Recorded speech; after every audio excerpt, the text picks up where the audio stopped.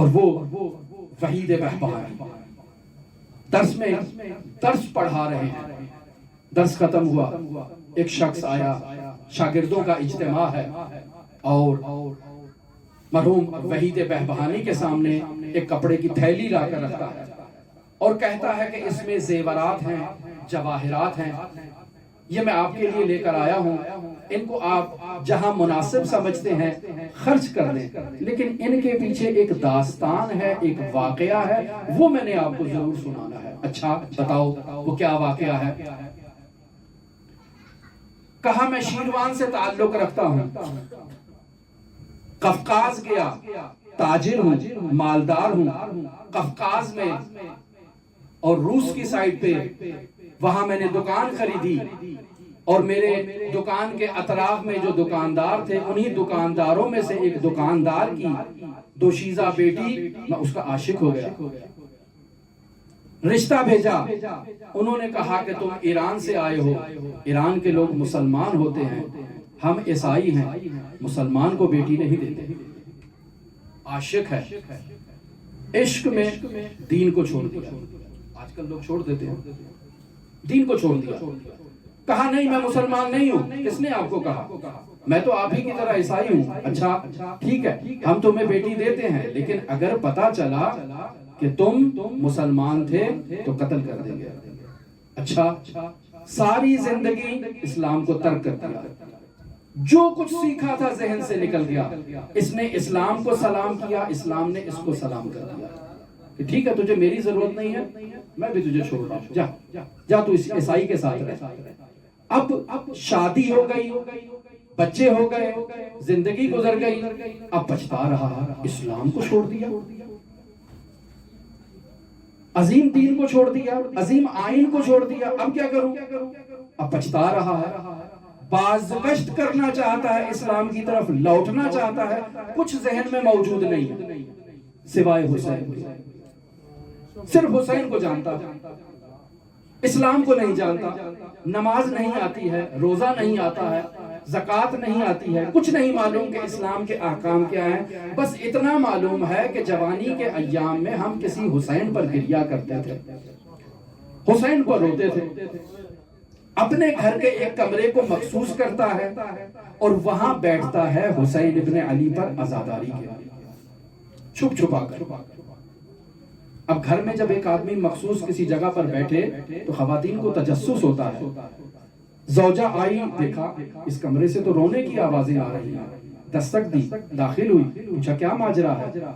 کہا میں نے تم سے ساری زندگی ایک حقیقت کو چھپایا ہے, اور وہ حقیقت یہ ہے کہ میں مسلمان ہوں, اسلام کو بھول چکا ہوں, لیکن حسین نہیں بھولا. حسین کے ساتھ رسول خدا کی امت نے جو ظلم و جفا کیا, میں اس ظلم و جفا کو نہیں بھولا ہوں, وہ مجھے یاد ہے.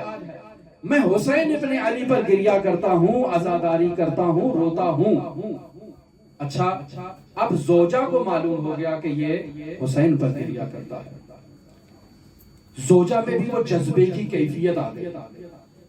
کہا اچھا آج سے برنامہ یہ بناتے ہیں کہ جب بھی تم اس کمرے میں رونے کے لیے آؤ تو مجھے بھی بلا لینا, میں بھی حسین پر گریا کروں گی. اچھا, دونوں میاں بیوی کی یہ روٹین ہو گئی کہ دونوں حسین ابن علی پر گریا کرتے ہیں. کچھ وقت گزرا, زوجہ کہتی ہے کہ کب تک ہم چھپ کر گریا کریں گے, کیوں نہیں کربلا چلے جاتے, حسین کے پاس جا کر رہتے, کب تک چھپ چھپا کے زندگی بسر کریں گے. کہا بات تو ٹھیک ہے, کیا کریں؟ کہا جو کچھ بھی ہے بیچ دو تاکہ حسین کے شہر میں جا کر زندگی بسر کرے. کہا ہم نے آہستہ آہستہ اپنے اموال کو بیچنا شروع کر دیا, اور پھر میری زوجہ کو اسی اثنا میں کینسر ہو گیا, اور اسی مرض میں وہ حسین کو پیاری ہو گئی اور اس دنیا سے چلی گئی. ہمارے سسرال والے آئے, مسیحی رسومات کے مطابق اسے مسیحیوں کے اور عیسائیوں کے قبرستان میں دفن کیا. جتنے اس خاتون کے زیور آلات اور جواہرات تھے اسے ایک تھیلی میں بند کیا اور اس کی قبر میں اتار دیا. اب میں گھر گیا، میں نے کہا یہ رسم وفا نہیں، اس نے مجھے کہا تھا کہ ہمیں کربلا میں جا کر رہنا ہے، میں اسے کیسے عیسائیوں کے قبرستان میں چھوڑ دوں؟ میں اس کی قبر کو کھولتا ہوں، اس کے جسد کو نکالتا ہوں اور اسے حسین کے پاس لے جاتا ہوں۔ لہٰذا آدھی رات کو چھپ چھپا کے میں قبرستان میں آیا، میں نے اس کی قبر کو کھودا تو دیکھا ایک دیو ہیکل مرد اس قبر کے اندر سو رہا ہے۔ اس مرد کو دیکھ کر مجھ پر وحشت طاری ہوئی اور مجھ پر غشی طاری ہوئی۔ عالم غشی میں میری زوجہ آتی ہے، پوچھا یہ تیری قبر نہیں؟ کہا میری قبر ہے۔ تو کہا تو کہاں ہے؟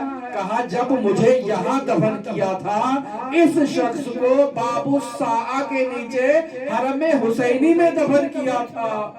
حسین ابن علی کی عنایت مجھے شامل ہوئی، مجھے وہاں لے جایا گیا، اسے یہاں لایا گیا۔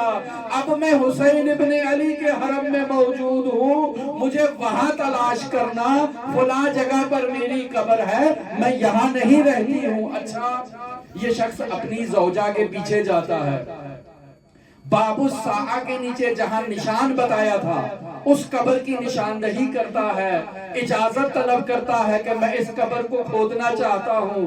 کہا نہیں کھود سکتے، نبش قبر حرام ہے، اجازت نہیں ہے۔